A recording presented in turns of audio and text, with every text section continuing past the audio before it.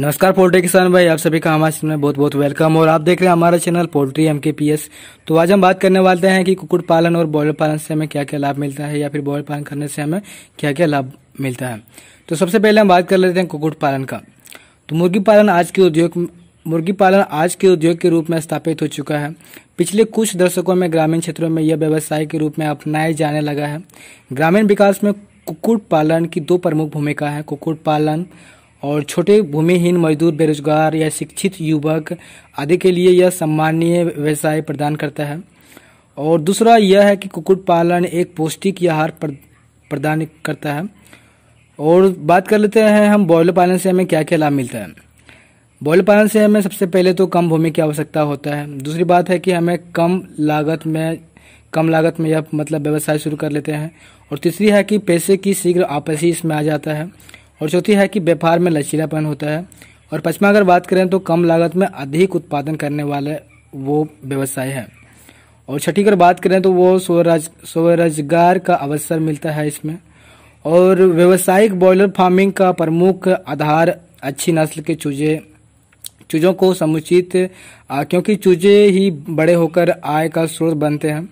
तो अधिक आय के लिए बॉयलर चूजों को पालन ध्यानपूर्वक वैज्ञानिक ढंग से करना चाहिए। कुक्कुट जीवन में प्रथम 5 या 6 हफ्ता का समय ब्रूडिंग काल कहलाता है। जैसे ब्रूडिंग काल कहलाने के बाद यह इस काल में चूजों को जहां रखना चाहिए उस भवन को ब्रूडर हाउस कहते हैं। ब्रूडर हाउस बनाते समय हमें कुछ बातों को ध्यान रखना चाहिए, जो कि मतलब हम बताने वाले हैं। इसमें से हमें जैसे कि 6 ऐसी बातें हैं जो कि मतलब ब्रूडर भवन 8 ऐसी बातें हैं जो कि ब्रूडर भवन बनाते समय हमें इस बातों को ध्यान रखना चाहिए।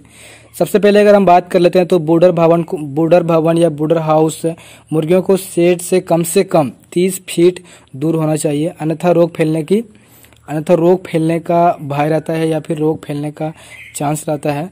तो जब भी आप ब्रूडर भवन बनाएं तो जो मुर्गी अगर जैसे कि बड़ा है तो इन मुर्गियों से लगभग आप 300 फीट की दूरी मतलब होना चाहिए इसमें। और दूसरी अगर बात कर लेते हैं तो ब्रूडर भवन के बाहर लगभग 100 फीट ऊपर 4 दीवारी बना देना चाहिए। इससे 4 दीवारी की दरवाजा बंद ही रखना चाहिए।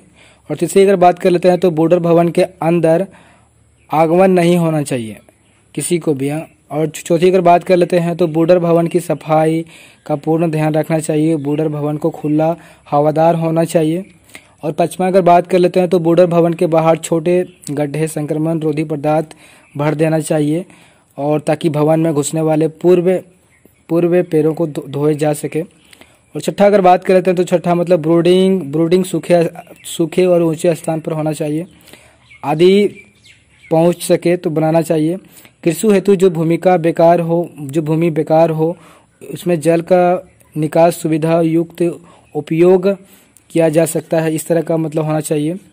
और सातवां अगर बात करें तो सेट के जो किनारे की जो दीवार होता है वो उत्तर से दक्षिण की दिशा में होना चाहिए, और दीवारों को पूर्व से पश्चिम की ओर होनी चाहिए।